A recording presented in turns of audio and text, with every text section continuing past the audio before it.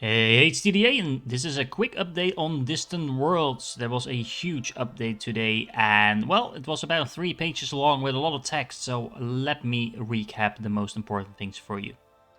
A huge part of the updates are around fleets, and specifically around fleet engagement ranges. So that's actually a renamed new item in the game, because engagement ranges was used in several places and it was really confusing, at least it was to me, so I can blame the developers for changing that, because it was really hard to figure out initially what was being used when. So right now you have a fleet engagement range, which is always used whenever ships are in the fleet, hence the name Fleet Engagement Range. And there is also a separate engagement range, which is only used when a fleet ship is not in a fleet. So that makes sense, and now it's clear what is being used when. Now another huge update part is about manual fleets and when they actually do something, when they attack targets outside of their own system, because right now they actually don't attack anything outside of their own system when they are set to manual. That's really something that I wasn't clear on myself, and apparently a lot of other people weren't, because in the notes it says specifically what you need to do to make sure your fleets actually act outside of their own systems. So that means that you need to set up the fleet engagement range to the appropriate setting that you want your fleet to fly out to.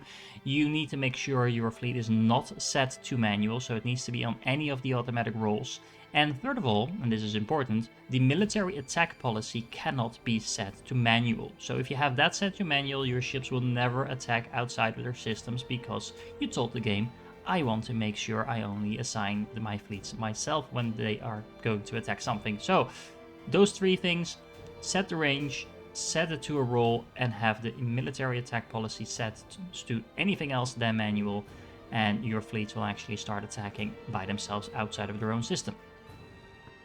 Now all of this actually also means that the fleet attack stance is no longer useful, so it was removed from the game.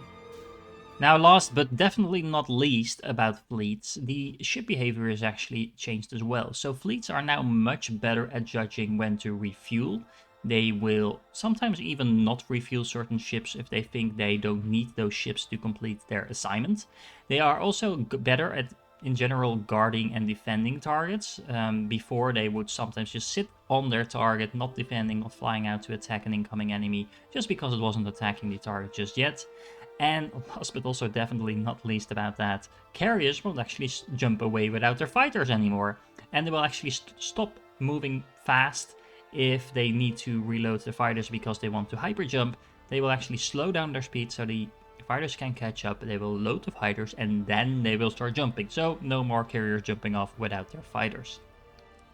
And of course, I saved the best till last. The refueling, repairing and retrofitting of your fleets won't instantly change the role to manual anymore. So before, when you had, for example, an attack fleet and you said, hey, you guys go retrofit, then you needed to babysit that fleet afterwards, because once they were done retrofitting, the fleet would still be in manual. That is no longer the case, so those actions will still keep the role setting that you had before, but they will actually go and refuel, repair or retrofit. So to be honest, this is a major quality of life change if you ask me. At least I was usually someone who was using maybe up to 10 fleets, so definitely a very nice thing in this update. Now, somewhat related to fleets are the changes to fuel tankers. Now, to be honest, fuel tankers in this game so far have been the bane of my existence. I kind of wondered if they were actually useful to use at all, because they seem to be all over the place, not refueling the ships I wanted them to refuel. And apparently the developers agreed with me, at least to some extent.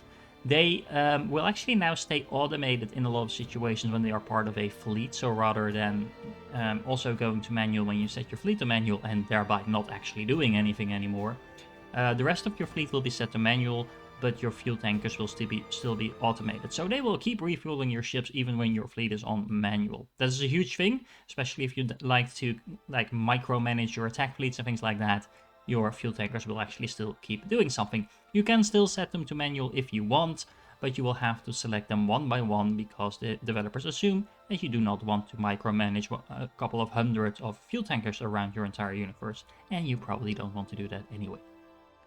Now on top of that, because your fuel tankers are now more automated, they will also retrofit and repair when needed, even when they are assigned to a fleet. So they would do so by themselves, even though your fleet might be elsewhere going off to attack something or invade a planet. your fuel tankers will still keep track of whether or not they should be retrofitting and repairing. So that is really nice. Fuel tankers will now also prioritize which ships to refuel a lot better, so that makes them a lot more efficient. For example, they will no longer refuel each other unless the other fuel tanker is completely out of fuel, so nothing in the storage, nothing in the fuel tanker itself.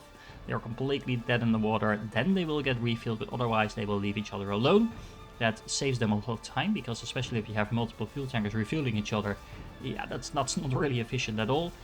Similarly, for example, exploration ships will be refueled still, but only when they are much lower on fuel. Again, just to keep it more efficient, because otherwise those exploration ships will be just hanging around waiting for a fuel tanker a lot of the time, and that minimizes the amount of times that actually happens.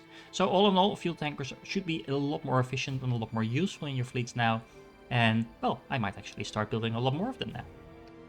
And it's not only fuel tankers that are smarter now, colonization ships are also much smarter. They will switch up colonists better now to actually match the planet you want to colonize. They will not be available for actual colonizations until they actually have colonists on them. And in general, that will just make sure they are a lot more efficient in terms of what to prioritize for which planet. Your planets will grow faster as a result, so that will be awesome. One maybe personal thing, but it is a thing that I definitely want to mention because it was a huge letdown in my last playthrough. Remember that core story planet that we couldn't actually colonize because the game thought it was too far away, and the only reason it thought that was because it was in a nebula, and that kind of messes with the distance that the game calculates? Well, we can colonize it now because they simplified how the game calculates the colonization distance.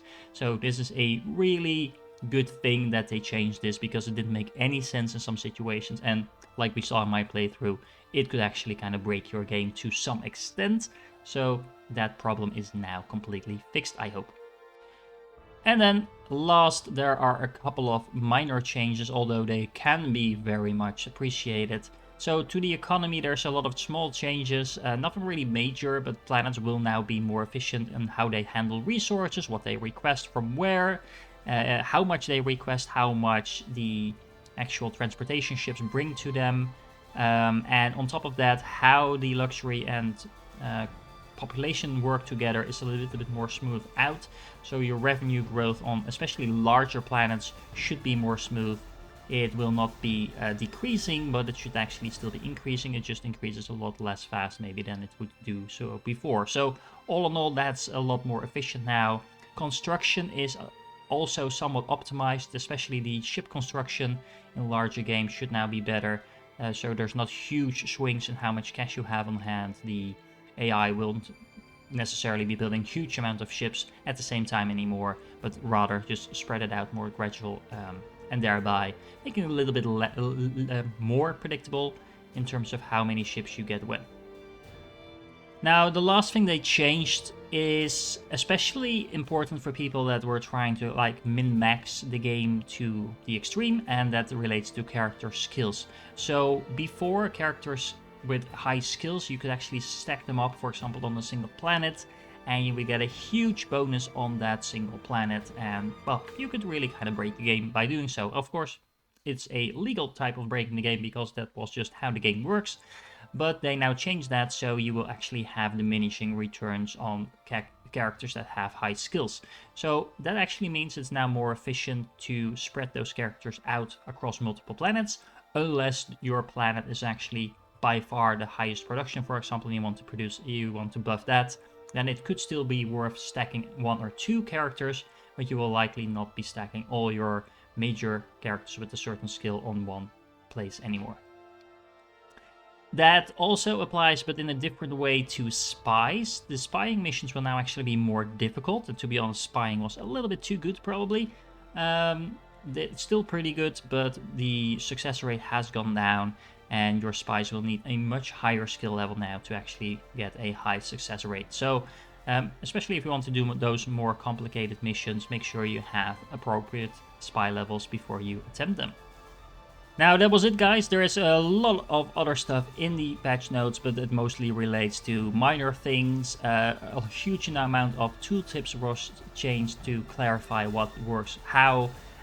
Automated ship design is now a little bit smarter when it comes to balancing the power requirements, for example, but all of that is not really worth mentioning. It's not something you would likely notice in your games, although of course those updates are definitely appreciated and useful to make sure that the game is the highest quality it can get to.